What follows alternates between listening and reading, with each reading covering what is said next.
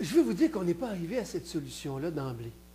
Au début, ça nous apparaissait bizarre. On s'est dit, est-ce qu'il faut vraiment imposer la loi, la charte au cégep? Donc, on a examiné les autres propositions ou les autres options.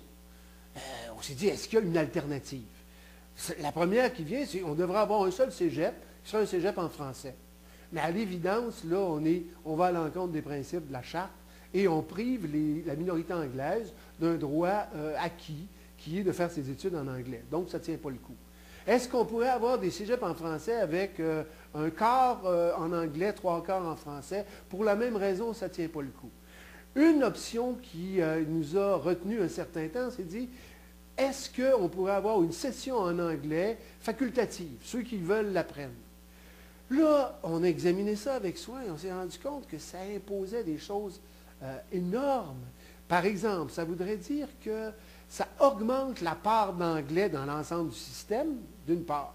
D'autre part, ça veut dire qu'un très grand nombre de professeurs doivent être bilingues, et ça, quel que soit leur champ d'expertise, même dans des petits domaines, des petits départements, on doit avoir des gens qui sont capables d'enseigner en anglais. Et non seulement on doit avoir ces gens-là, mais on doit les avoir partout à travers toute la province. Ça n'a comme pas de bon sens. Est-ce qu'on peut donner cette session-là dans les cégeps anglophones? Si on fait ça, ça veut dire qu'on vide la province puis qu'on amène plein de gens au cégep.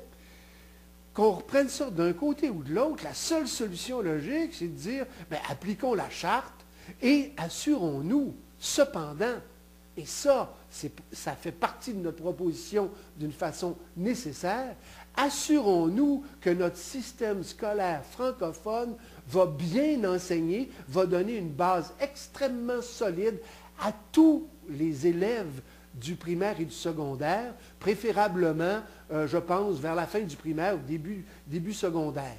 C'est ça le but, et c'est à ça qu'on doit viser.